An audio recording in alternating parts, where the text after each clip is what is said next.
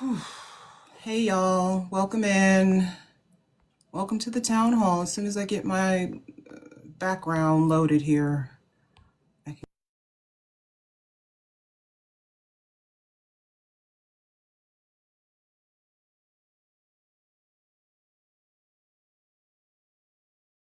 It didn't work out. People were not happy with seeing my big head so close to the screen, and they let me know. I appreciate them for that. So I took that feedback, and today I am back. Back where I belong. Never felt so strong. Etc., etc. And I am hot. You guys know, in the state of Ohio, in the northeast part where I reside, we are experiencing a rare heat wave in wintertime. I'm sweating. I don't know if you can see it, but I'm sweating. I'm a disgusting, sweaty mess. Can you guys hear me? Can you hear me now? Yes. I'm a disgusting, sweaty mess, honestly. I apologize. I apologize. It's hot in my house.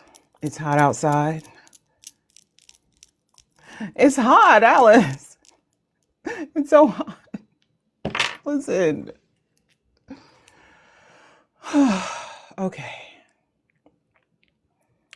Let me pull up my questions here for Mr. Cooper. Mr. Cooper. All righty. We find Mr. Cooper. There he is. Where did he go? He was there and then he disappeared. Oh my gosh, as soon as I was about to click on his name, he disappeared.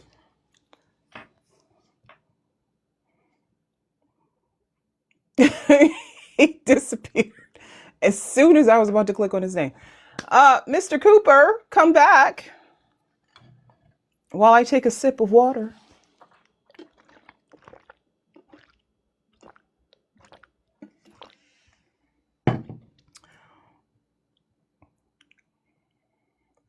Oh, there you are, Mr. Cooper.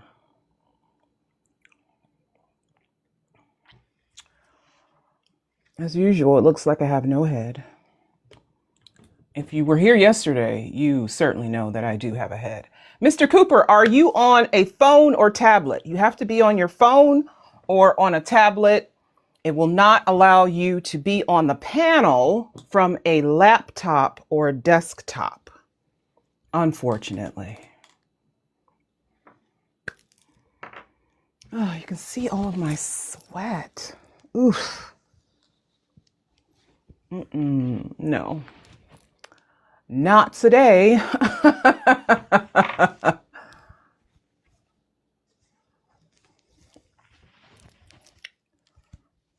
So, Mr. Cooper, if you can make your way to a phone. Okay, I'll send you the multi-guest. You just have to accept the multi-guest.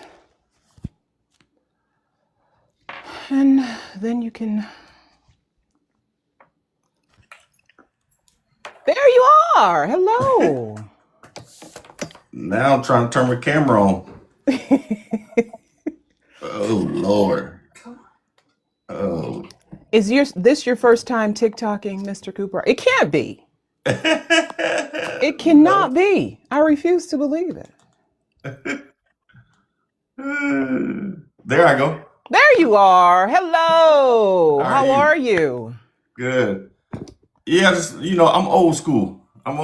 So listen, I'm not taking any more excuses from you people. Hey, I look. too am old school. I'm old school, and I figured it out just like that. Look, I'm still on that. I'm still on Meta. I'm still on Facebook. That's how. By the way, you can find and follow our vote counts on Facebook. We're on I Facebook. did not We're on know Instagram. that, so I learned something new tonight. I'm always learning something. I thought y'all was strictly on TikTok. No, we're on all the mediums, but we only go live from TikTok.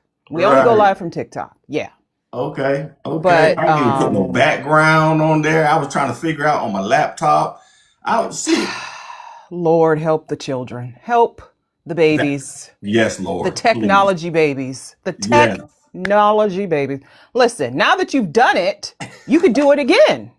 You could go live all the time. You could go live from your account. You could do TikTok lives from your account until your, what is it, August primary? Yes. And I was going live on TikTok, and then um we had a new path, and then next thing you know, they said, I need you out in the community. I was like, oh, I was getting used to TikTok. You'll find nowadays as a candidate running for office, you got to do both. You got to be outside and online.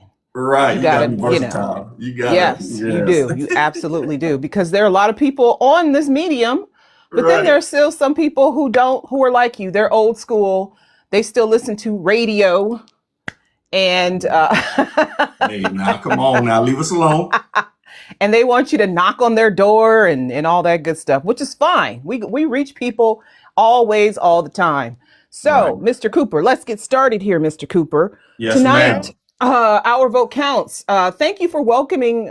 Thank you for being here. Rather, we just had a town hall that ended about 30 minutes ago. We had a candidate from Georgia. Now we are here with Mr. Robert Cooper, who is in Florida's 6th congressional district, running for the office of U.S. House of Representatives for the Democrat primary, which is way, way, way in August. He's got a long time before his primary, so he's got a lot of work to do. He's got a lot of work. It's He's not no going to long work time. every single day until election day. Aren't you, Mr. Cooper? Yes, ma'am. Yes. Yes, Okay. ma'am. If you're in the audience and you want to ask Mr. Cooper a question, you are welcome to. He'll hit the multi-guest option, but also you can leave the question in the chat and I can ask him. But we do welcome audience participation. We just ask that you are respectful, polite to each other, no debating, no name calling, nothing like that. Also, when you come up, please use TikTok friendly language. I remind Mr. Cooper as well. Please use TikTok friendly language. You understand what that means, right? No, I'm gonna look. I'm gonna try because once how you say your name, I don't want to butcher it. Ayana. Ayana. Ayana. Once Yes. I get passionate about what I'm talking about, I don't know what may come out. So Well, I might have to correct you. I hope you're comfortable with that. I hope you're all right with that. ain't nothing wrong with a little bit of correction. Okay. TikTok just doesn't like certain words. Yeah. You can let a few swears fly, but it doesn't like the word for pew pew. It doesn't like the GUN word. It doesn't like the ABORTION word. It doesn't Okay. like the ISRAEL word. It doesn't like the GENOCIDE word. So Okay. things like that. But everything else, if you want to use the FUCK word, they love it. They're fine. That's So, backwards. thank you, everybody. Welcome. My name is Ayana. This is Our Vote Counts, a nonpartisan coalition of citizens from diverse states and backgrounds. I'm in Ohio, by the way, united by a shared commitment to empowering voters and promoting candidates who stand for integrity, commitment, empowering vote and commitment. What am I saying? Commitment, excuse me. Woo! To empowering voters and promoting candidates who stand for integrity, inclusion, and accountability in the upcoming elections, of which we have so many, formed by a collective of educators, veterans, small business owners, students, and community advocates. Our Vote Counts represents the strength of unity across geography, race, and ideology. Our vote counts is more than a name. It's a promise, a movement, a rallying cry for democracy. Together, we are shaping the future, one informed vote at a time. And yes, we are. Yes, we are. Mr. Cooper is in Florida's 6th congressional district, and that is a historically Republican district where the biggest pressures are apparently rising insurance costs, housing affordability, economic inequality across counties, and the political fallout from that 2025 special election that put that person named Randy Fine into office. Uh, Democrats are closing in, though. Democrats are closing in, which I love. I love that. Uh, Counties include Flagler, Lake, Marion, Putnam, and St. John's. And you'll have to pronounce this for me. Volusia? Is it You got it. Volusia? You Okay. got All right. Mr. Cooper himself is, again, running for the U.S. House of Representatives, Democrat primary. He is a United States Marine veteran. Oh, our previous candidate was a veteran as well. Awesome. it. A community leader and a recovery advocate. He brings a lifetime of service and resilience to his campaign. Mr. Cooper, please tell us more about yourself and why you decided to run for this office. Well, thank you for the question and thank you for having me. And thank you for that warm introduction. I like it. Made me feel important. You are. You absolutely are, but you're welcome. Yes. So I decided to get in this race, and a little bit about me is I'm originally from South Carolina, small town, and I grew up in an area where I seen service modeled to me at a young age, and everybody knew everybody. We helped each other, and so I I was accustomed to that, and then I joined the Marine Corps, where that was the biggest service. Where I joined the Marine Corps when I was 17, graduated high school early, and went down to Paris Island on the Yellow Footprints. And me and a great friend of mine went on a buddy program, so I had somebody from my hometown, and that's what I mean. We were a tight knit community. So, and I raised my right hand, took the oath, and that was the biggest service that I did. And I was a food service specialist, so I worked. I was a cook, and so service always been in my DNA. And so got a great chance to travel the world and meet wonderful people. I did 9 months in Iraq, and that was very eye opening and very sad too, because my unit we lost 14 members, and then so after that I got out of Marine Corps in 2008, and I was living up in Jacksonville, North Carolina. And when I took the uniform off, I didn't know how to adapt to civilian life, and all those things that I tucked down and kept down, because Marine Corps teach you to don't show any weakness. When I was in it, it has changed. I'm glad that it's changed now. But you were not, if you went to medical or you went to seek some help, that was a sign of weakness. So when I got out of the Marine Corps in 2008, a lot of those things that I kept down became prevalent.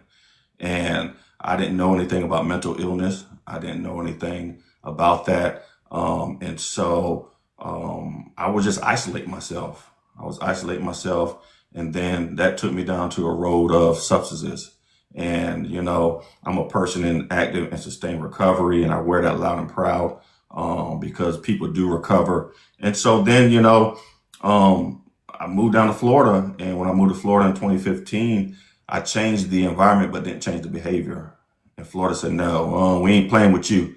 And the best thing that ever happened to me, I spent 7 months inside Hernando County Jail. And I'm going to tell you why. And people look at me, you went to, because going to that place showed me my purpose. And in that jail, this young kid, he clinged on to me, and I was helping him, answer questions about the outside, and just being, cordial and being respectful, because that was something that was taught to me at a young age. You respect everybody because they haven't done anything to you. And so I would just, help him navigate. And he got out of there. And before he got out of there, he came to me, he said, thank you. I said, okay, no problem. He said, man, you helped me so much. I said, no problem. He said, but look, I think I can do it. I think I can get out there, and I think I can be something. And he said, look, man, promise me this. When you get out of here, you start something for people like us. And I'm like, man, I'm just sitting here trying to know what's going on in my life, and I'm a man of faith. And I went to sleep that night, Ayana, and I had a dream I was in a building trying to help a lot of folks. And it just kept coming in and coming in. And when I woke up, I got on that phone and I said, look, I called my wife now. She was my girlfriend at the time. And I said, hey, I want to start something. I want to start an organization. and she was on the outside making it happen. And I got out of there, and we started an organization where we help people get into recovery from substance use.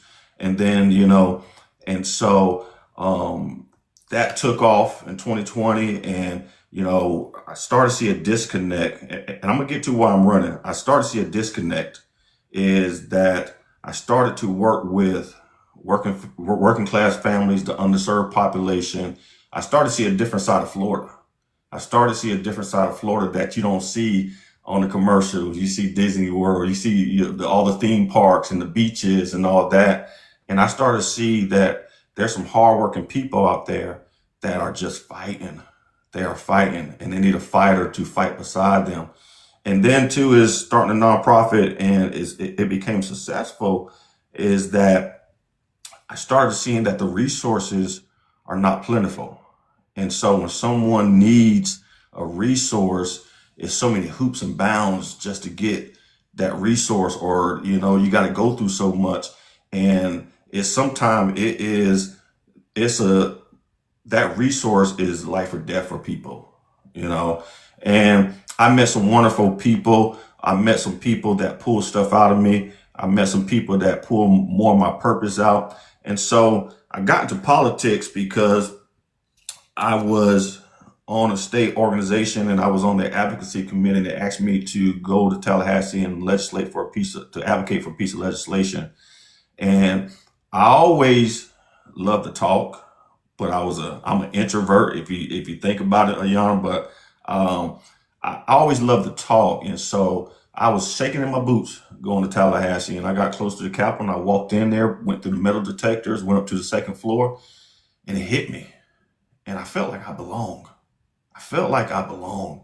I said to myself, and they probably thought I was crazy. I said, "This is where the magic happens." And so I stood up there from that podium, shaking, and I looked those senators straight in the eye, and I just started talking. But when I talked, what came out, I knew I had the weight of the people that was dependent on me to say what I need to say. And I got up there and I said what I need to say. And I just walked back and I sat back down. And next thing you know, I was heading back down south to go back home, phone blowing up. I saw you on the TV, this. And then I followed that piece of legislation that kept going and talking, and people came with us. And we had one time we went into a room because we got everybody galvanized, and we had about 15 people up in there, Yana, testifying on this legislation. And so, and in that process, people saying, "Man, when are you running for something?" And I'm like, "Nah, I'm good." I'm good. They were like, "When are you running?" And so, and then the chips started to fall in place. And everything I put in front of the God of my understanding, He removed it. I said, "Oh well, I got to pass. Nope, I'm gonna fix that. I don't have the training." Oh, I'm gonna and then a training came available, and I got into a training to teach people in recovery how to run for office. And so, but I'm in this race, and I'm running because that people are fighting out there, and people don't feel heard. And people want people to listen to them. And if your legislators just listen to them and not try to talk over them and try to tell them what they need to do. And then too is that my nonprofit has taught me that service is not gone. And I want to be a service, and I can be a service to my district in this capacity. And so that's why I'm running. I know I took the long way around. Ayana, you got to excuse me. I love to talk. So stop me in my breaks, okay? Okay, fine. Stop. Well, we do have a guided discussion, and I want to be able to ask you some pointed questions about your platform. But I appreciate you sharing all of that. I really do. I love that you were open about all of your experiences. I think it really helps that people are just who they are. Yeah. Just come here and be who you are, and the chips will fall where they may, and the world will adjust, and people will cling to you and do whatever they want. But at least you were yourself. Yes, ma'am. That's all I can be. At least you're not a disgusting Islamophobe like Randy Fine. Anyway, on with the show. Mr. Cooper, if your campaign had a mascot Mm. that was Florida based, one of the theme parks or one of your favorite animals that Florida is known for, or maybe a spaceship or something, what would it be? Um, you know, does it have to be Florida based? You're in Florida. I You're, it could know, be a but gator. It could be, I'm a one Gamecock of fan. them talking I'm mice. a Gamecock fan. So, I can't, I don't want nobody being mad at me for saying a Gator, you know. But all reality is this is, you know, if I had a mascot, if I had something that I could uh look upon in this race, and I'm gonna go biblical because that's how I am. I think of King David. Okay. I think of David because David has so many Goliaths. Everybody, sometimes you need a Goliath. And I have so many Goliaths. And that's why I can sit here and I can be open and honest and tell people my truth is because is that I want somebody to look at this live or stumble upon this live and they can see a man sitting here that has so many adversities and so many Goliaths and can sit here and stand and say, hey, I want to run for Congress and give that person some hope that their story don't have to end today and their past don't have to define them. So if I could be somebody, and I love David in the scriptures, because you know everybody was scared of that Goliath, and he said, "Look, because I went through this, because I went through that, I can conquer this." And that's what I take on this journey is everything that I have been through, the good, the bad. I'm taking it on this race with me. And my only greatest strength is my experience and me being authentic, me being true to myself and being honest. And so, but if you want me to go Florida based, I would say Mickey Mouse. Oh, good Lord. Okay, that's fine. It's my fault for asking, really. Uh, I love it. It's fine. It's totally okay. So let's move on to our first category. Again, if you have a question for Mr. Cooper, you can leave it in the chat or you can hit the multi guest and come up and ask him yourself. Mr. Cooper, a lot Yes, of ma'am. people in your district are working hard but still struggling. We are in an affordability crisis. Yes, ma'am. What would you do in Congress to help increase wages and job opportunities to keep up with the rising cost of living in your district? And it's rising. It is Yes. rising. Yes, it is rising. It was rising before the gas prices went up, and that just added more stress onto the citizens of Florida's 6th district and all citizens in Florida and all across the United States. And when I seen those gas prices go up, I just said that's gonna make a person have to make a hard decision again. Is because first we were making people decide whether I could buy groceries or should I pay my rent? Now they got to decide between the three. Do I need to put gas in my car to get to work, or should I just, I can't call out, so I'm gonna have to go without something. And yes, cost of living has been a problem since coming out of COVID. I don't know if I can say that, but You can spell it out. You okay, did just coming fine. Yes. coming out of that, and when we seen that, and I seen it in my day job, is that we came out of that, and rent just went sky high. And so I'm one of these people that I'm very intrigued, and I ask people, and so I have a bunch of landlord friends that I can depend on to get people housing. And I asked them, I said, why is the rent so high? And they said, because when we came out of COVID, taxes went up on us. So we had to raise the rents. And so, families are being crushed, rent, groceries, insurance. And so, I know that people don't want to hear about it. I'm tired of affordability. I'm tired of this. I'm hearing it all in the news and stuff like that, but it's a real life thing. And I feel it when I go to the grocery store. I feel it at the pump. I was just at the pump yesterday, $3.79. And put in my truck. It was $63, and I'm like, okay. And so Yeah. I just imagine, you know, that the working class, the single mom, the single dad, what they're going through, and they have to decide of what I'm going to put my money towards.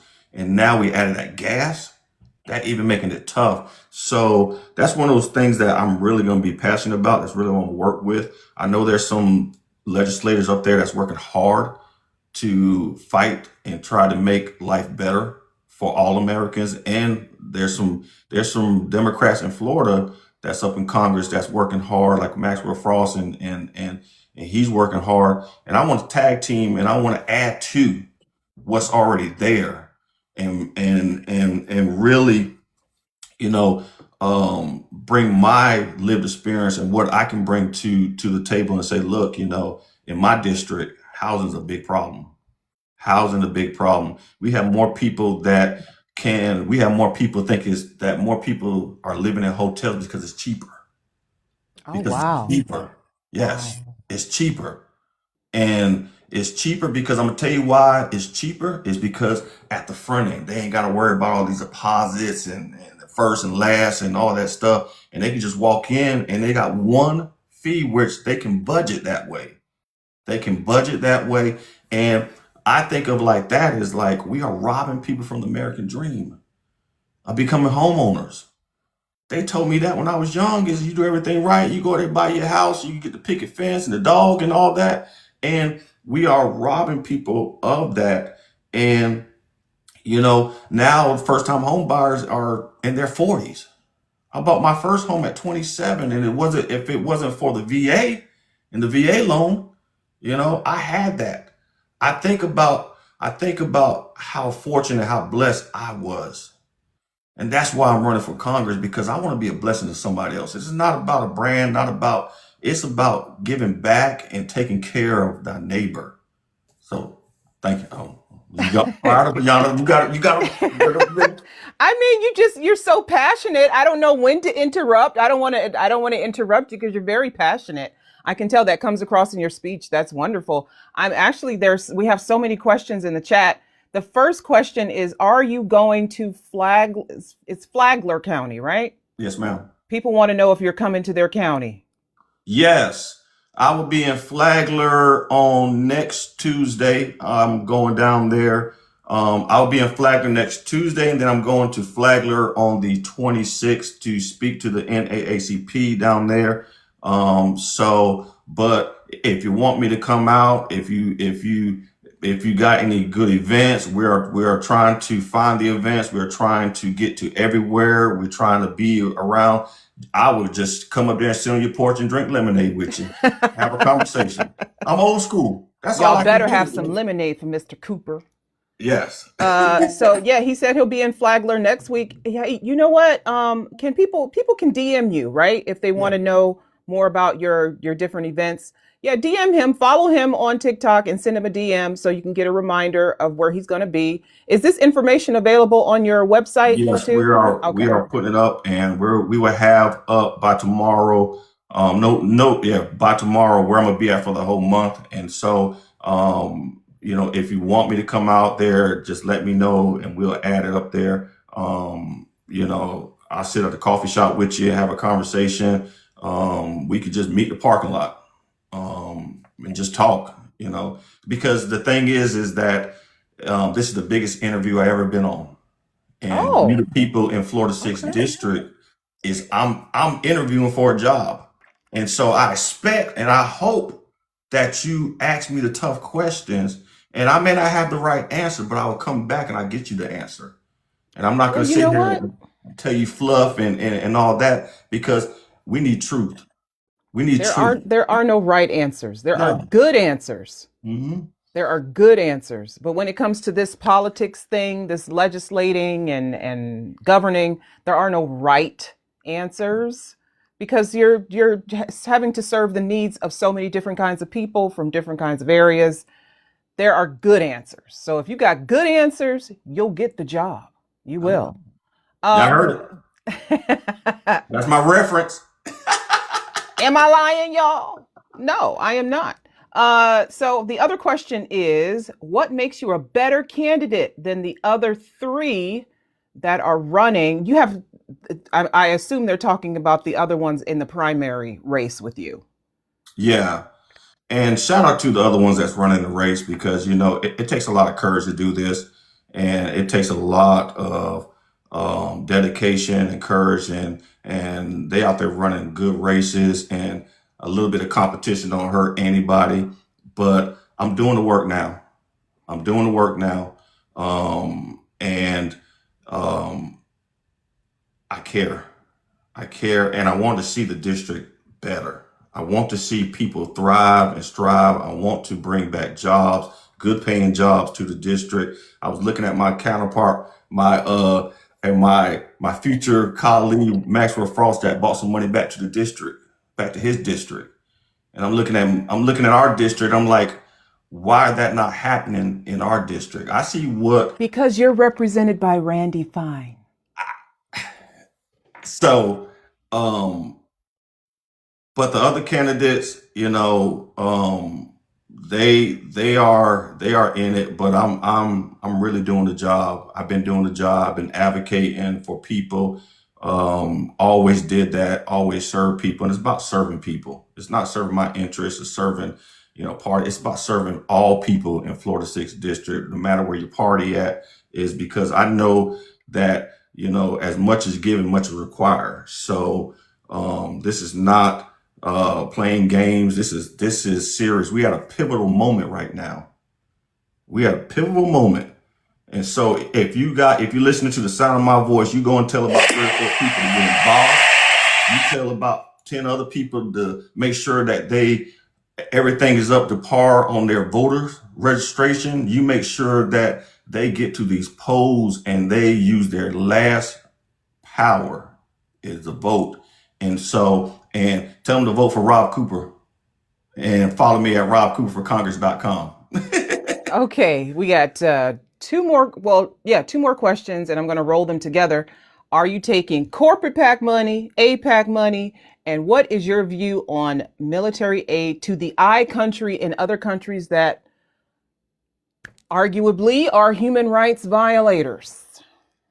So when it comes to PAC and when it comes to this is a grassroots campaign, and when it comes to PAC is if it doesn't align with my morals and my values and what the district, I don't take it.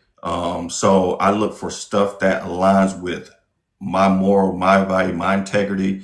And so I did get one endorsement from the March on PAC already, and they labeled me as the next leader in the Democratic Party. And so, Oh, and why nice. I took that, Congratulations. thank you. And why I took that because it aligned with my moral values and my integrity. And so, and to the IRAN question, right? You asked me The about that. the I country. Yeah. I country, I Yes. country.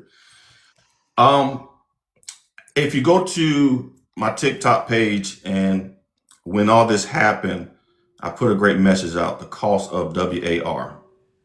And I want everybody to read that because before the first BULLET went down range, you making me put the dictionary out, Ayana. Is Nick, you that stop and think before you speak, right? right? Is I wrote out what it's going to cost, and decisions have a cost to it, economical cost, life, human being cost, because that's somebody's son, daughter, brother, sister, husband, wife that is gonna do the job because that's what military members do. We don't fight. We take the order and we go down and we go over there and we do what we have to do. And I've been in those shoes. I've been to the other I place and we were confused why we were there. But we talked amongst ourselves, but we followed the mission and we did what we had to do because that's what we were called to do. But when I mean the cost is when those members come back, that's a big cost to them, to their families, because now we're adding on to more PTSD, to more mental health. All right. You could say And PTSD. okay. Yeah. And then too is that we're feeling it. We already had a cost of living crisis. Now because one choice that made we were all jumping for joy when the price was $2.60 at the pump. Now I see people at the gas pump, hand on their hip, just frustrated.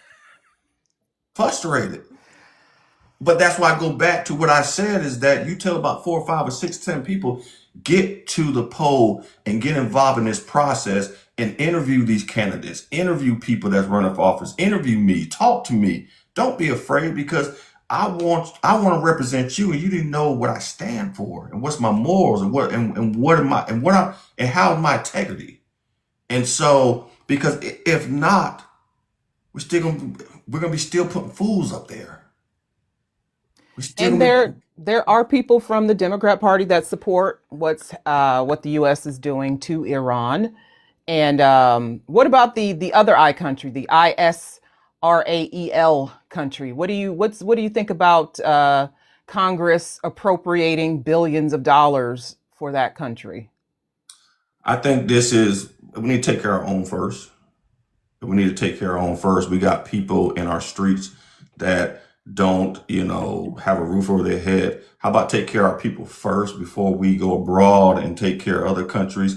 Now, if we're doing that, because, this administration started cutting funding straight from the rip, start slashing funding, start a Doge, and we ain't forgot about that, where we was all shocked about people losing their job and these great programs that were helping people. And then we go around and put money towards that. And so with that is this, um,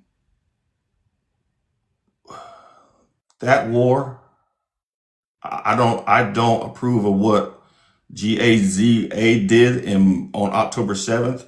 But you know what is that how they bombed those people and how they just famine and how they just didn't feed them, and they were just, they were suffering. And I understand the cost of war, and I understand that, but is use our resources for our people. Use our resources first. Let's take care of our citizens first, and then let's go abroad. Because I think about the first war and how much money we poured into that country, and then we pulled out and left everything over there, and then that money, billions and billions of dollars, and we can use that same money and reinvest in our country. Because there's still some more work. We're in the richest country in the world, and we got people that's unhoused. And I don't understand that. And yes, you can say that that's their choice. That's but we don't know people's journey. You don't know what they're struggling. Everybody that's panhandling is not on any type of SUBSTANCE.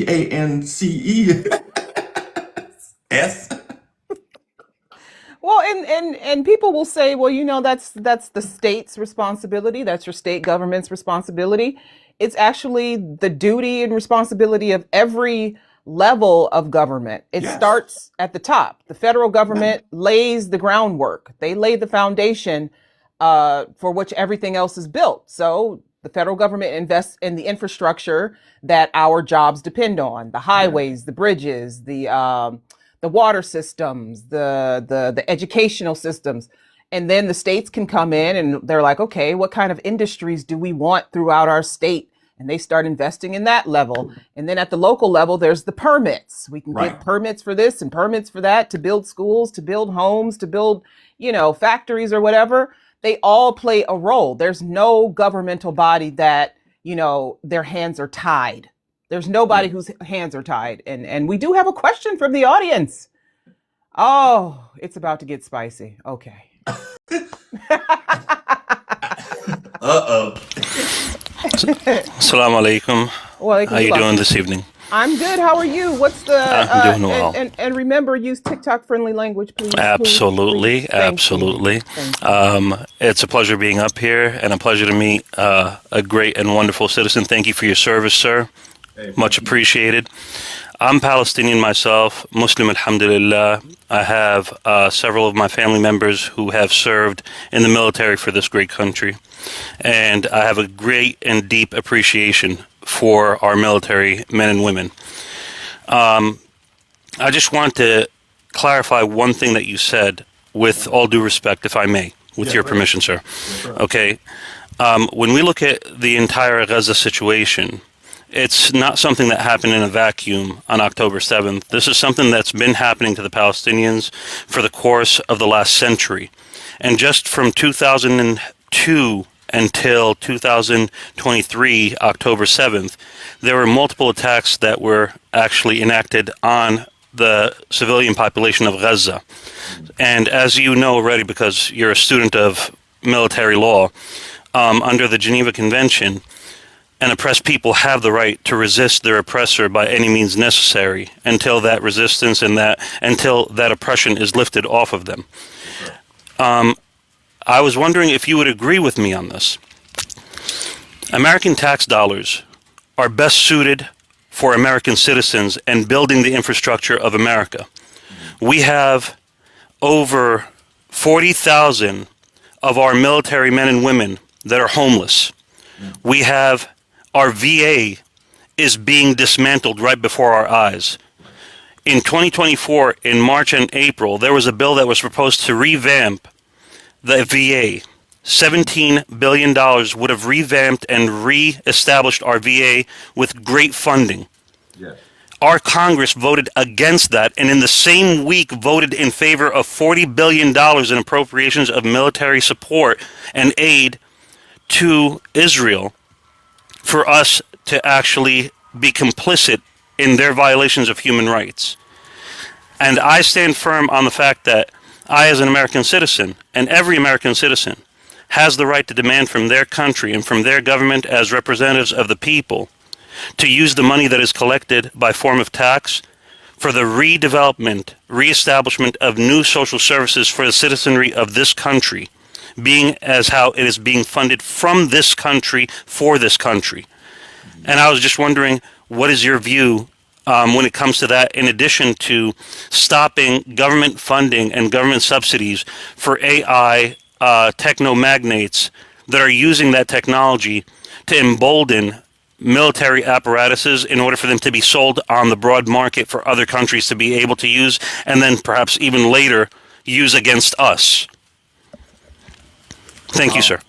Thank you for your question. And me as a veteran, that's near dear to my heart because I utilize the VA for a lot of my health decisions and the wellness of my health. And I seen what our vets go through because I experienced it. And our VA has came a long way, but it needs some more help. And it shouldn't take me 2 weeks. And I'm going to speak for myself. It shouldn't take me 2 weeks to get an appointment. Then it shouldn't take me about a month to get a referral if I need to see a provider in the community because community cares is backed up. And then the same breath is this administration, when they how they revamped the VA is they cut down how many districts that community care cover. And now they went from 5 to 3, and the United States is big. And so that's a lot of vets that's calling the 3 regions of community care versus what it was before. And so it breaks my heart. And I'm going to tell you this, it breaks my heart to see our vets unhoused, our vets struggling, our vets out there that just, lost their way. And my day job is that there's some great hard organizations, social services organizations that are doing everything possible to help our vets.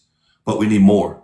And we need more because I'm a firm believer is when you take that oath and you decide whatever age to defend the Constitution and defend this great country, that when you get back, we should not be having our vets suffer.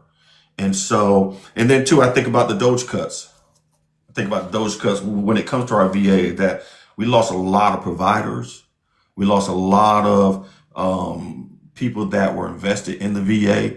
and we lost a lot of great staff.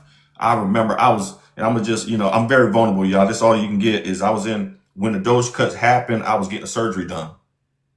And it was right in the midst of it, right at the beginning of it. And my nurse came in after I came out of the surgery, and I was sitting there in recovery, and I was sitting there, and I heard her talking, and she said, "They're here."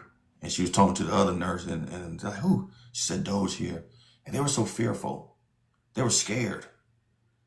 And, and so when you lose a FTE, a staff member at the VA, that's going to put a veteran's healthcare in limbo. I just had appointment cancellation come to me for them to check out the last surgery that I had. They canceled the appointment. And, and I thank God I'm understanding that, everything is fine. But then my next thought is, why they cancel that appointment? Are they short staffed? So, I'm going to work hard, and I'm going to work hard. I'm very passionate about the VA. I want to make it better. I want to make it where that there are more stuff in the community for our vets, because there's a lot of stuff at the VA. And if you've ever been to the VA, once you get around a bunch of vets, that camaraderie and you feel a part of. But then when you get back to your home base or whatever, and you get back in your neighborhood, you don't feel a part, or wherever you're from. So I want to make sure that we have some great communities, nonprofits that vets start. I want to put money and resources to helping vets be able to start something for other vets, and different things that, can make vets still find that purpose. And that's a lot of the problems with us vets, is that we lose that purpose, because when you serve in, you have a lot of purpose. You have a lot of purpose. And I saw it when I came back. I saw it. Man, the parade was happy. The homecoming was good. And then about a month later, you like, what's next? And then when you got to get out, because you got injured. And back when I got out there, they, at a transition was a week and then you out. But now they got a little bit better with our active duty service members, and they're giving them, they're really trying to work hard, but take the funding from our vets. That's non-negotiable. That should not be up for discussion. So I hope I answered your question, and I wrote down some stuff that you said, and I'm a student, and I will go back and do some research on what you asked me, and message me, follow me, and I will get my answer to you. Okay, Mr. Cooper, it was an absolute honor and pleasure speaking to you tonight. And I thank the people that are hosting this forum and our lovely sister there that's fielding the questions. I did follow you, and I am very hopeful. So long as we have great people with good hearts like you, there's still hope for this country yet. And I hope to see you at the finish line with your hand raised victoriously, sir. Anything that I can do to help, I'm falling behind you on this. Hey, I appreciate you, man. Follow me, man. Tell the message, get it out there. Say, hey, there's a guy that's running. Absolutely. I'm going to start making my phone calls immediately, sir. You have yourself a great day. God bless you all, and good luck to you, sir. Thank you, sir. Thank you. Thank you for your participation. I really appreciate it.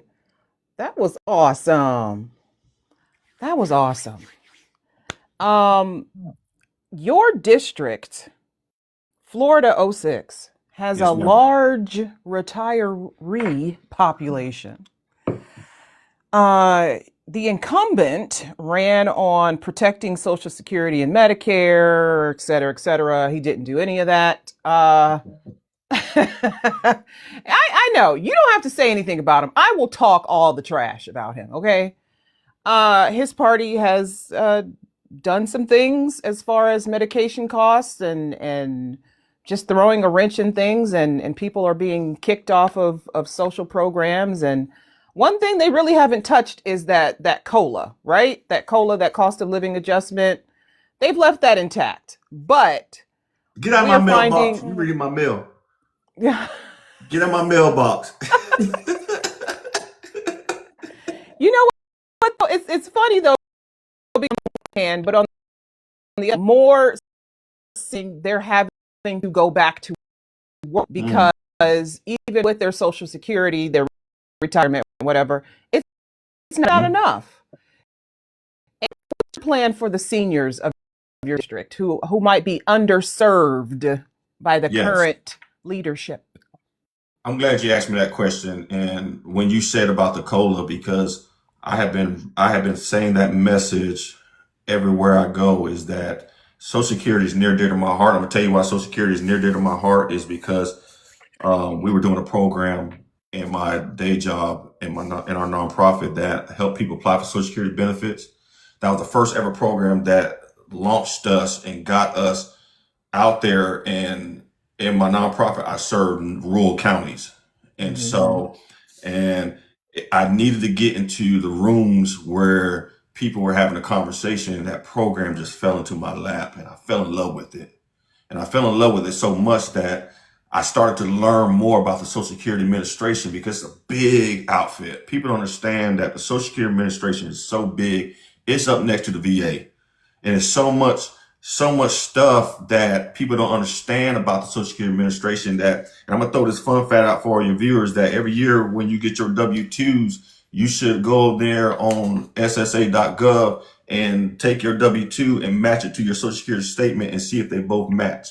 Because if not, what's happened is if they don't match and you don't fix it, once you get to the early retirement age of 62 or your full retirement age and you want to retire and you are not matching that and it don't add up, then you are taking off money from your retirement. And so I gave you that one for free. So, but what I have seen too is this, and it breaks my heart, is we're seeing more seniors living in their car.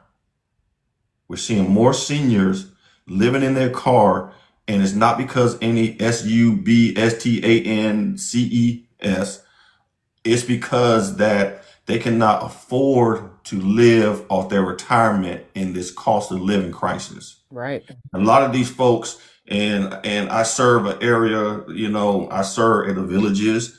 And so when these people move down here and they move to the villages because it's a hot area for retirement and for our people that want to enjoy the Florida sunshine, and they get to these HOAs, and then they get to these, now property taxes and all that stuff add up. And then now you put on the top of it that groceries went up, gas went up.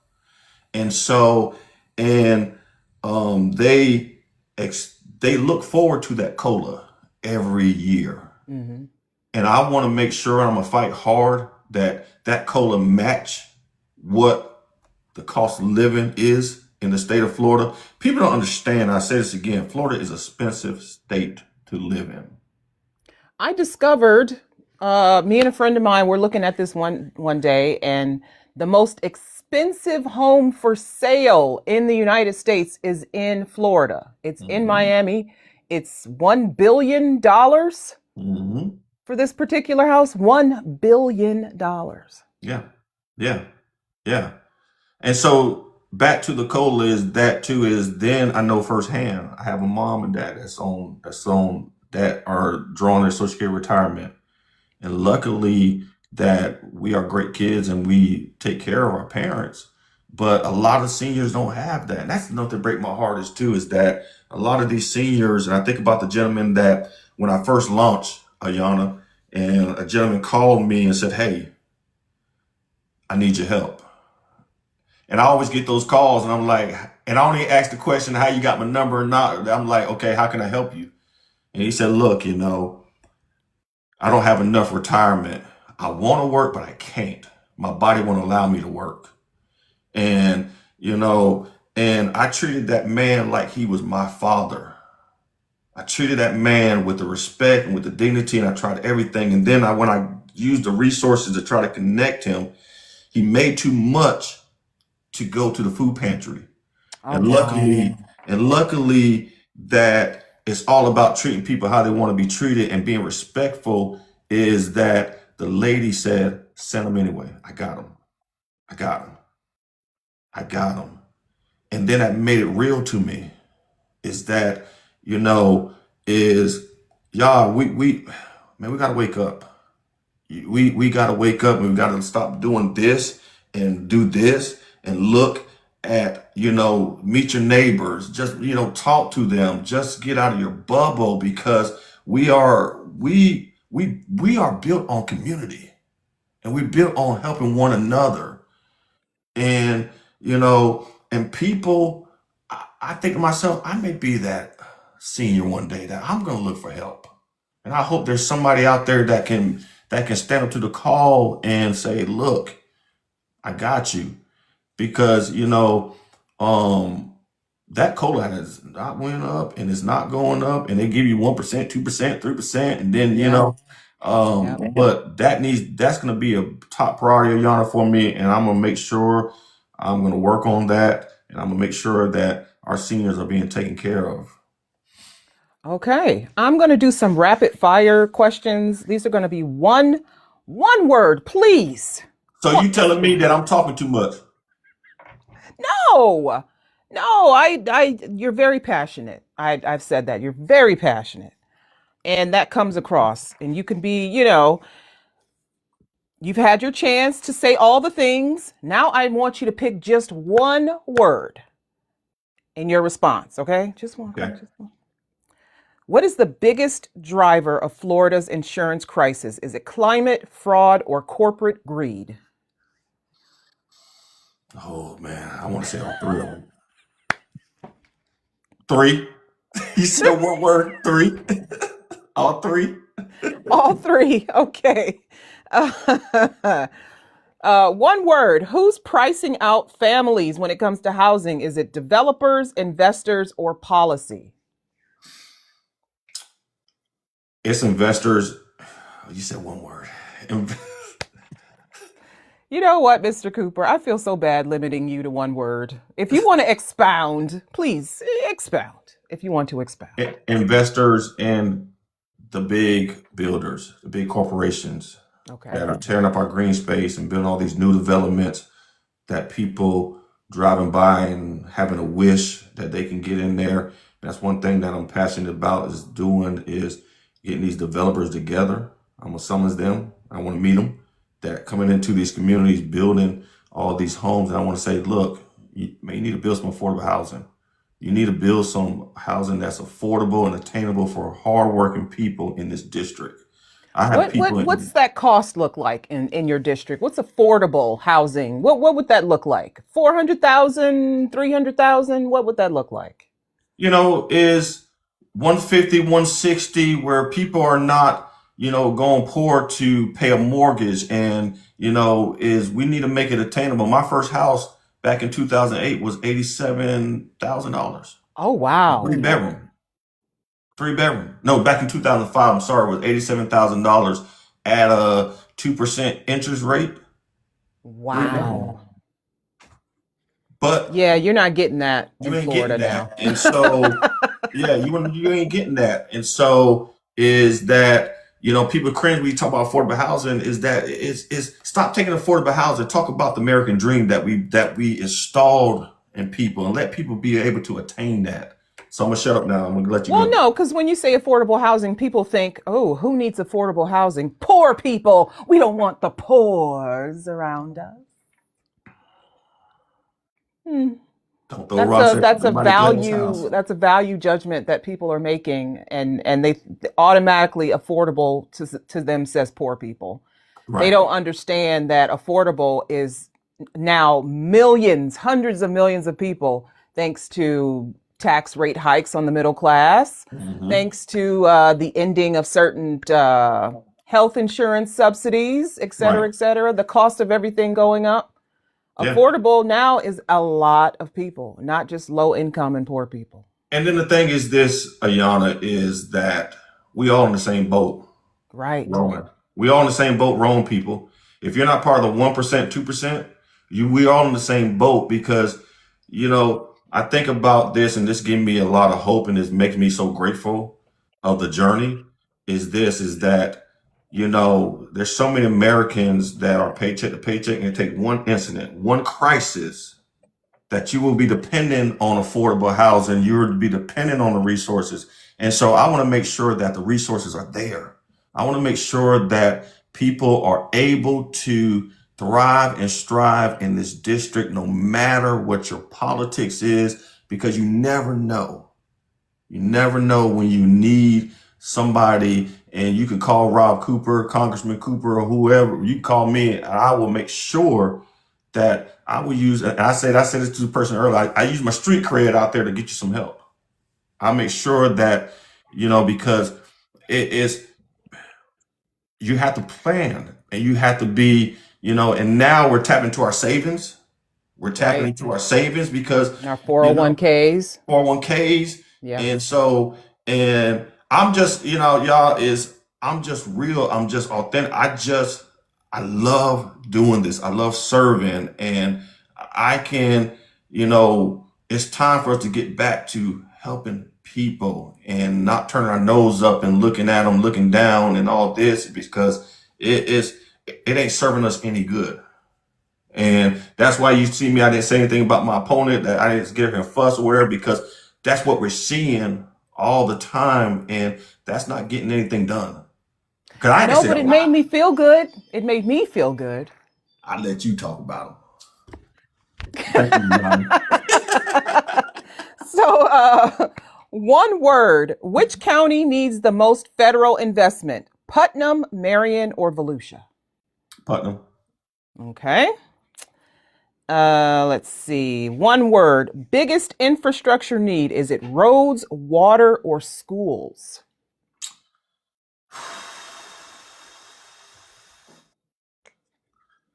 I want to say broadband. I want to say internet. I want to say broadband, because we got some rural areas that people don't even have internet out there. And you get out into the rural areas, and yes, water is another thing, because people need clean water.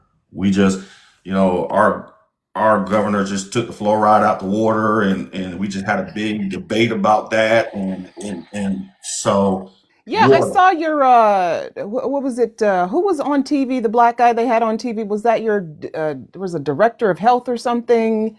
The Surgeon General. The Surgeon General.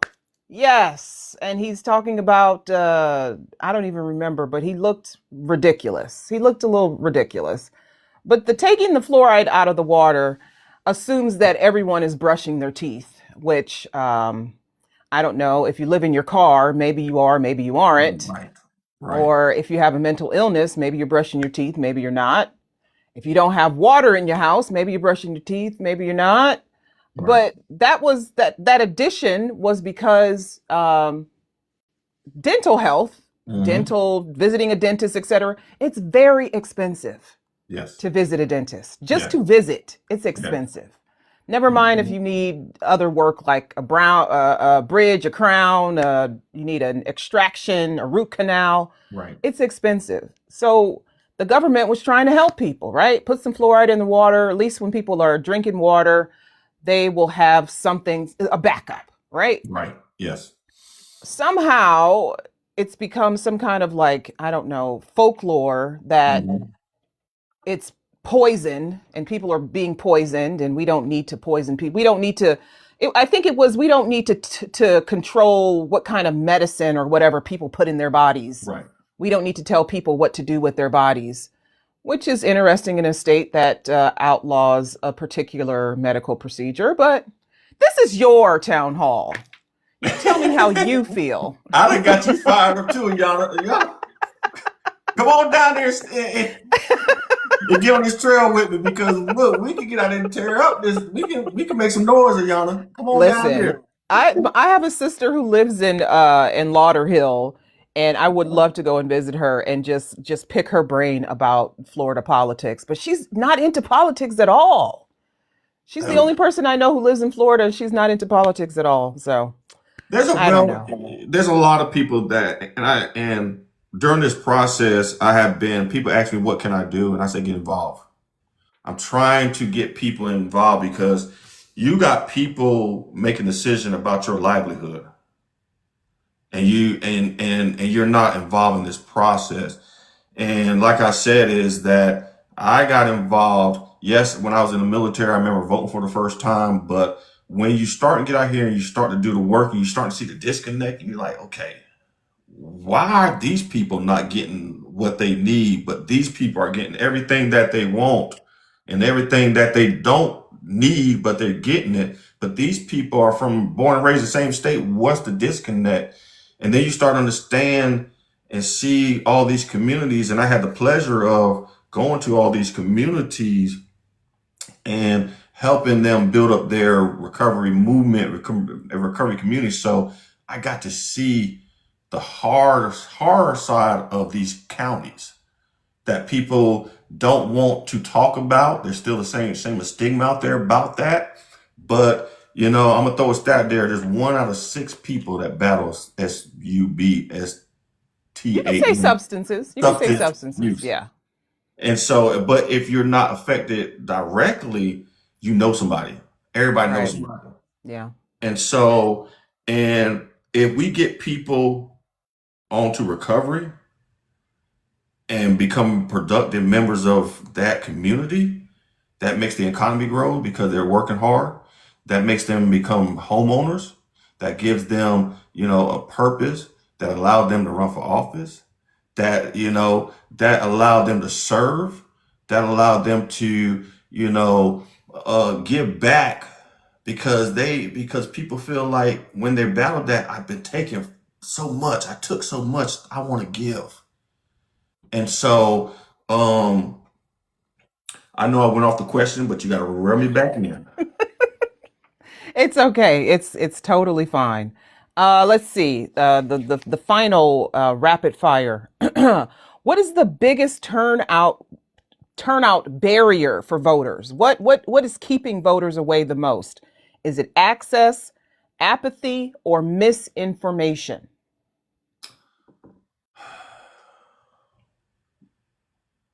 Misinformation and access, because these rural areas are, people are staying out there and the voting precinct are sometimes far. And a lot of people don't have transportation. And so they just say, I'm not participating. And that's why mail-in ballot is so important. Mail-in is so important when you get into these rural areas because,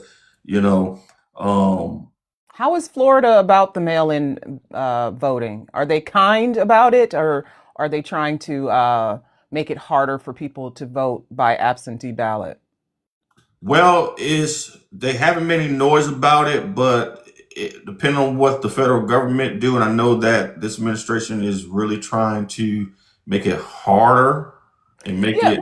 What's your opinion of that? What's the SAVE Act? Because that's still on the table. That's still going to be voted on.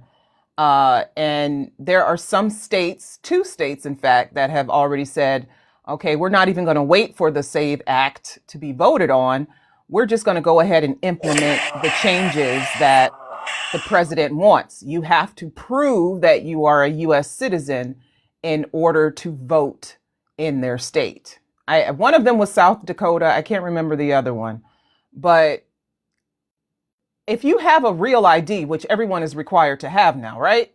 You've already proven that you're a citizen of the United States. You have to be a citizen in order to get a real ID. I want to put this question out to the audience. How many people know where their birth certificate at? I know where mine is.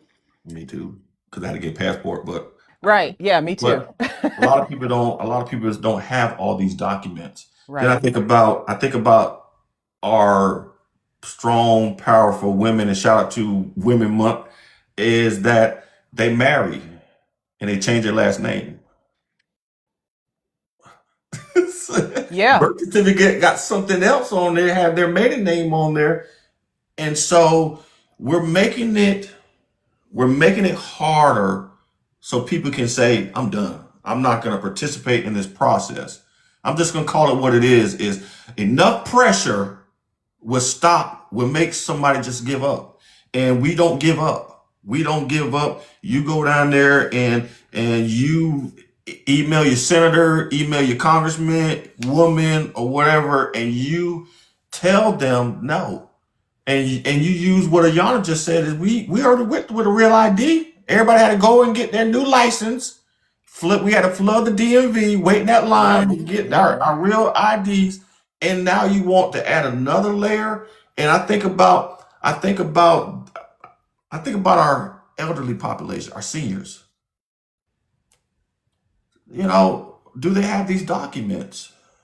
Or if you're homeless, Are you homeless? unhoused, if you're Right. unhoused, do I you was have at any of those? I was yesterday, Ayana, and I was speaking at an organization, and I was speaking yesterday, and it was a lot of people that were, unhoused. There were some people that, and it was my folks, Yeah. my folks, the people that I'm trying to reach. It was my folks, and and the lady asked how many people are voters in there.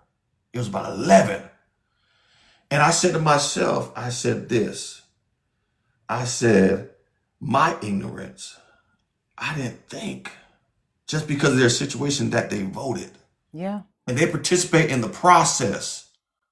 And so now what you just said is that if they don't have these documents, and that thing is when someone is unhoused, their stuff get rained on. It gets, they got to move out their place so fast and they leave stuff or whatever. And the first thing that they always require, when they get housed or when they need to get housed, the first thing they need is a social security card and a birth certificate. And there's some great organizations out there that help to get that. But you make a great point. And so that's why I said is that we got to really stand together, and it doesn't matter what side are you on, is that let's, why are we making it difficult? And our voting has been honest. Ain't no, we ain't back where we gotta sit there and we got machines, Yeah. so Yep. let's do it. Let's get back to, doing what our politics is getting out there, talking to people and getting out there and just, we shouldn't have to make it impossible. And then, is the gerrymandering and redistricting or whatever, and people don't, and I don't want to get on that topic, but it is becoming difficult for us to use that power of voting. And if we're not careful, and we don't pay attention, and if we don't get involved, and we don't stand up, and because I don't want to see it where it's almost gone. Yeah. I agree with everything you just said. If we don't use it and fight for it, then they will take it away from us. They will. They will. Yes. Yes. So it's not, and you know what's funny? There is no right to vote in the US Constitution. It's just you cannot be denied the right to vote. Right. But you don't necessarily have the right. But elections are reserved to the state, and if you're 18, if you're, a US citizen, you can vote. But there's no right. So what we're fighting for is the right to vote. That's what we're fighting for. Yeah. It's crazy. It's absolutely crazy that there are people who think, like in my state, every office is an elected office. Every office. So if fewer people are voting, what's the point of having elected offices? Right? Why not just make everything an appointment? And then who does the appointing? The governor. Yes. And then that would be based on what political party he belongs to, right? He or she Right. belongs to. You see where I'm going? Yeah. So, okay, we have 15 minutes left, and I think you can fill these 15 minutes, Mr. Cooper. I think you can.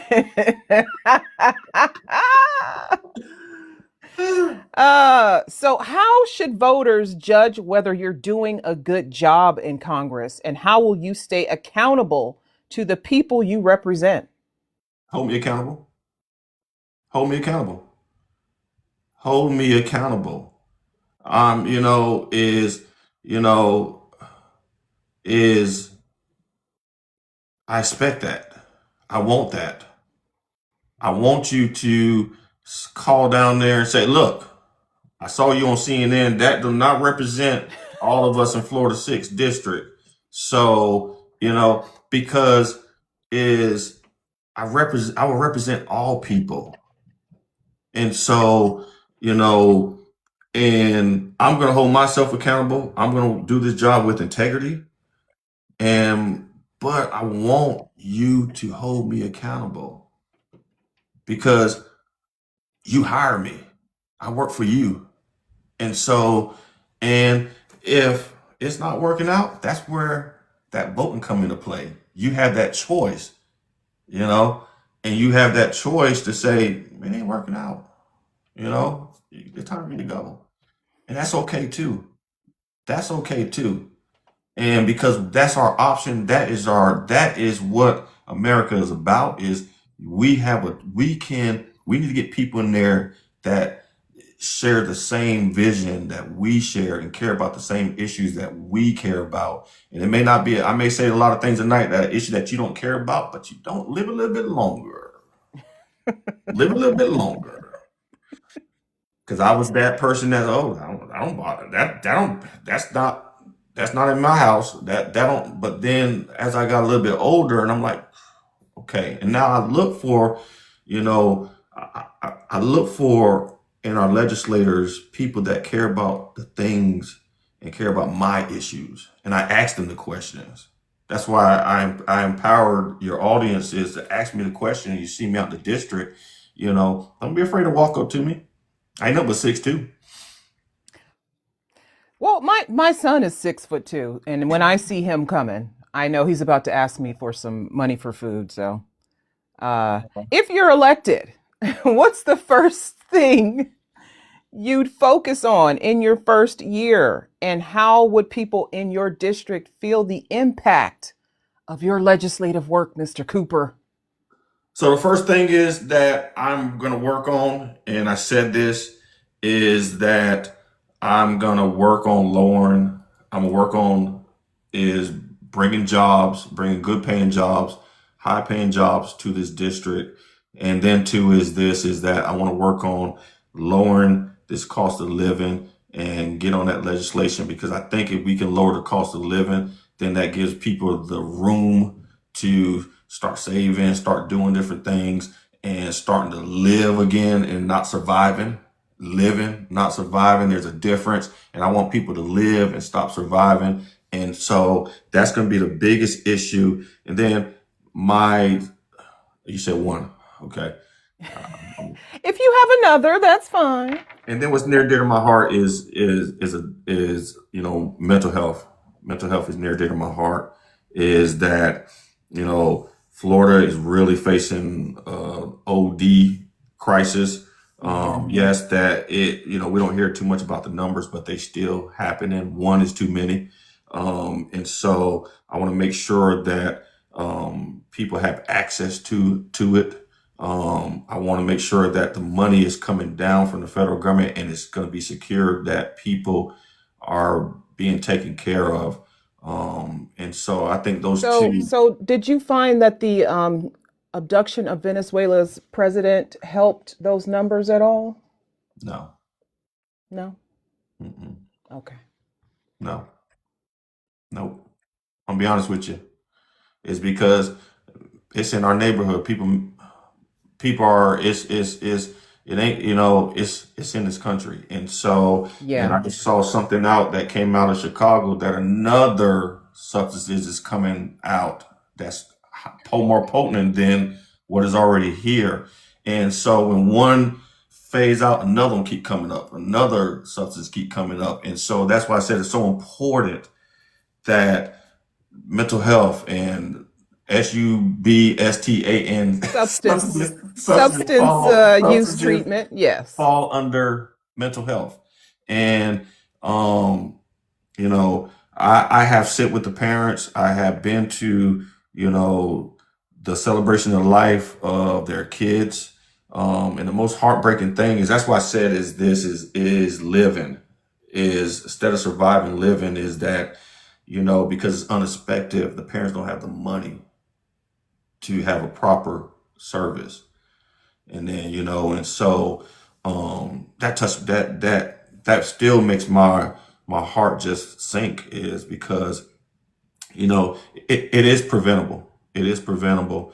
It may take somebody a little bit longer, but the resources have to be accessed, they have to be available for them. That the cost of that kind of care is actually it's expensive. Hmm. Why, I don't know. But also, it's kind of scarce, you know? If you can find like a clinic that's specifically for mental health treatment or specifically for substance use treatment, I mean, you're lucky. You Yes. really are.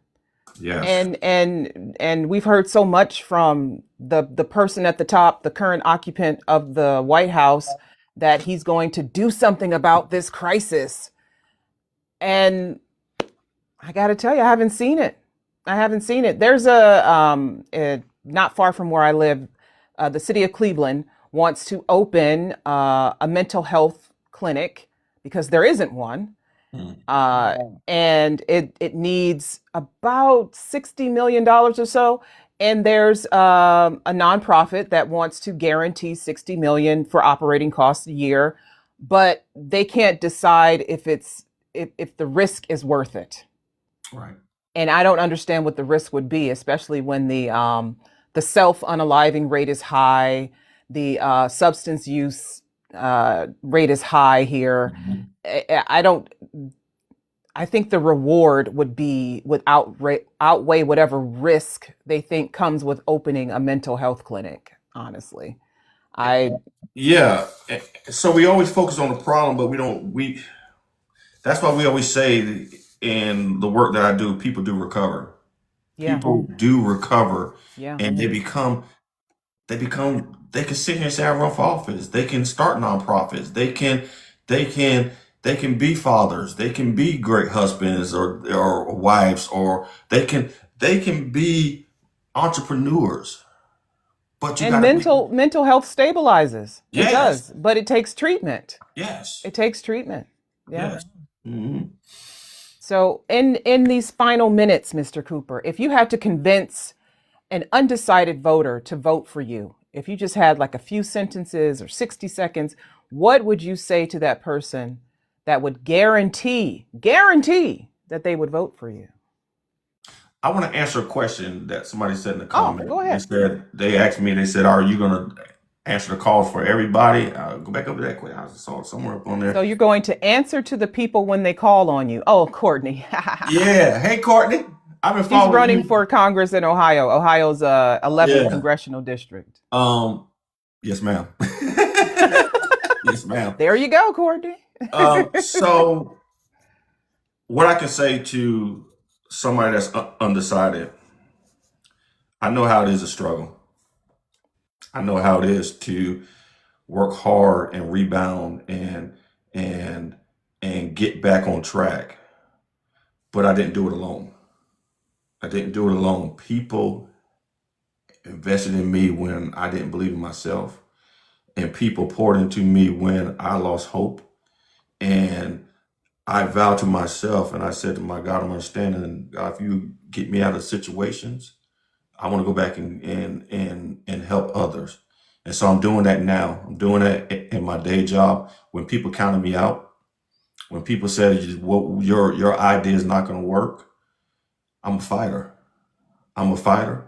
I care about people.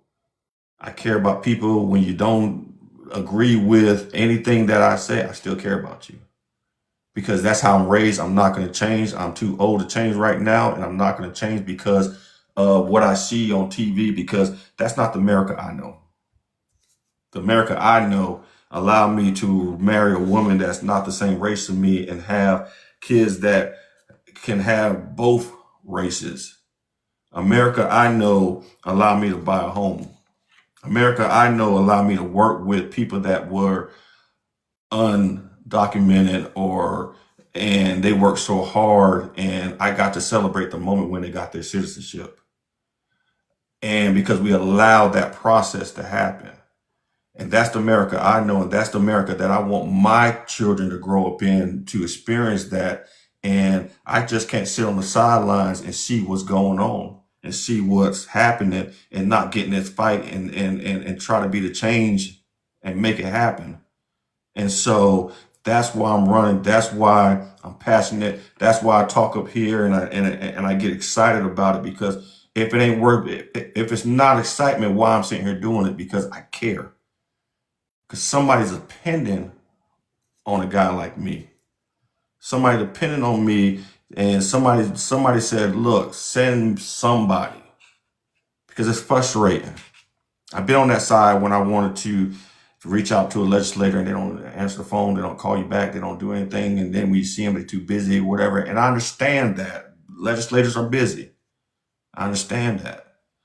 But you sent us up there to do a job, and I don't allow my team members to slack off, and I expect that you won't allow me to slack off. And that's why I said accountability is a big part of it. But there's a part that I got to play. There's a part that I have to do, and that part is I got to make sure that I'm good. I'm walking around with integrity. That's why I'm so open and honest and tell you about all the stuff that I had to overcome. Because you know what is, by me sharing that, and I said this again, is that I want somebody to get some hope. We need hope right now. We need hope. We need to know that there's going to be a better day. We need people to stop looking down at us and look at us and give us some type of hope. And so I'm asking you, I am telling you that I want to meet you. I want to have a conversation, and we can agree to disagree, but I'm gonna still say yes, ma'am, and yes, sir, because that's how I'm raised. So please follow me at robcooperforcongress.com. I was going to Ayana, ask you as the closing question, how's the campaign going? it is, you know what is that it's a learning curve. We out there, running a good race. Need all the support. And we need the support. So tell about 10 to 15 people to get to the donate. Right. Go to the website. It's Go to the website. is it Rob Cooper? Yep, robcooperforcongress.com, Yeah. cooperforcongress.com. It's in the graphic. I'm Mhm. pointing to the graphic up there.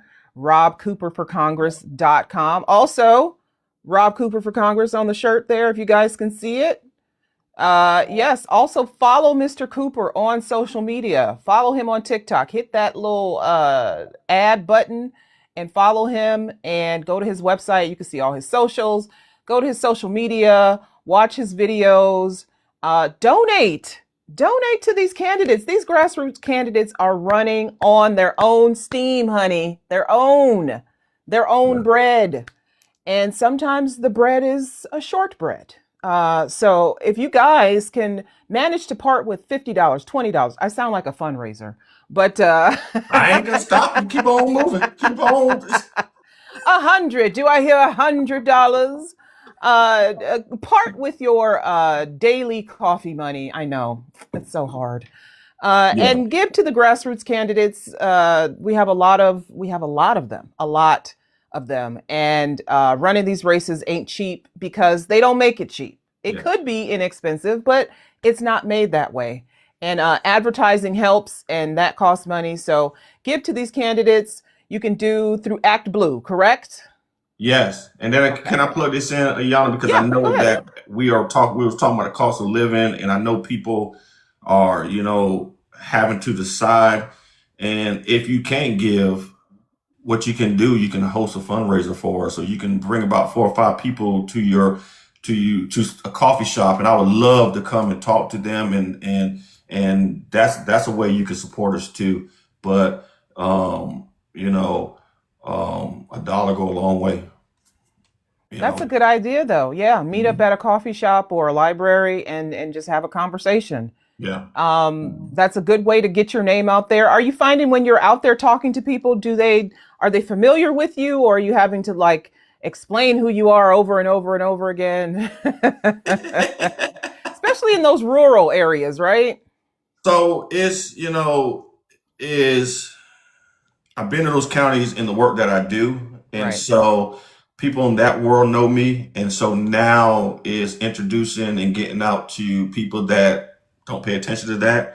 But like I said, everybody knows somebody in that world, so some people always say, "You look familiar," and they don't, they see me before. And so, but Very big district. I know somebody don't know me, and that's why I said is that I would love for someone to host something for me and just get me out there, just to sit down and talk with 4 or 5 of your friends, 10 a friend, 15, 100, 1,000, if you want to.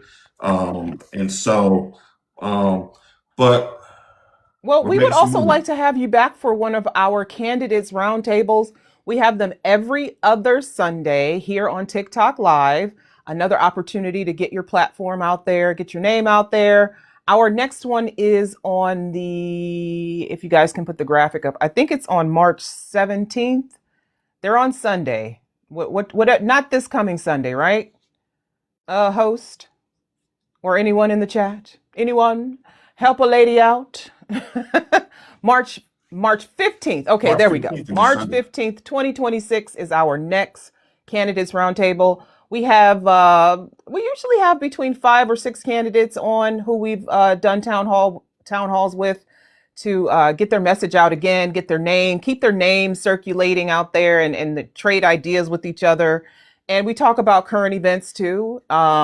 We would love to have you back for one of those. So if you could make one of those, we'll send you an invitation, and we'll have them in April as well.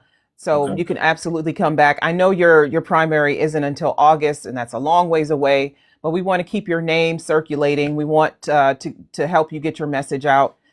So again, we will send you an invitation to that. And for the people, the next one is March 15th, which I think is this Sunday, right? Yes, It's this that's Sunday at yeah. 3 o'clock Mhm. Eastern Standard Time. But also looking ahead to our next town halls, because we are here all the time. We never leave. We sleep here. Y'all doing good work, great work too. I appreciate y'all. Tomorrow, Thursday, March 12th, 2026 at 6 o'clock p.m. Eastern Standard Time, we will be speaking with Andrew James Rice, who is running for Connecticut's U.S. House of Representatives out of District 3. I think this is our first Connecticut candidate. I think so, yeah. And then following that at 8 o'clock p.m., we will have Deborah Howard, who is running for Arizona's State House of Representatives out of District 27. So that's one U.S. candidate and one state candidate, one from Connecticut, the other from Arizona. So if you're from either of those states, or you know people who are from those states, or you just want to come and hear more candidates talk about their platforms, please join us tomorrow, starting at 6 o'clock, and then again at 8 o'clock p.m. Robert, thank you so very much, Mr. Thank you. Cooper, Thank you, for joining us and being open about your experiences and your life. And thank you for your service to this nation. I hope you understand that even if the government is not on your side, the people are. The people are. We stand by our veterans over here, honey. We do. We have veterans on our team. I work with veterans. I work in the federal government and work with a lot of veterans. So, yeah. And again, thank you to the audience for your participation. That participation is so invaluable. We really appreciate people being here. Again, I am Ayana. Hello, goodbye. This is Our Vote Counts, a nonpartisan movement uniting Americans from all walks of life to empower voters, support candidates of integrity like Mr. Cooper, and ensure every voice is heard through education, outreach, accountability, and action. We're building a stronger democracy, one informed vote at a time. We thank you for joining us. Remember, your vote is your power. And walaikum salam to the people in the comments. I had a lot of Muslims in here tonight. I hope you're having a good Ramadan. I hope, all of your dreams and wishes and prayers come true. I really love all of you. So thanks again. Thank you for joining us. We'll see you tomorrow, God willing. Goodbye. Bye. Bye.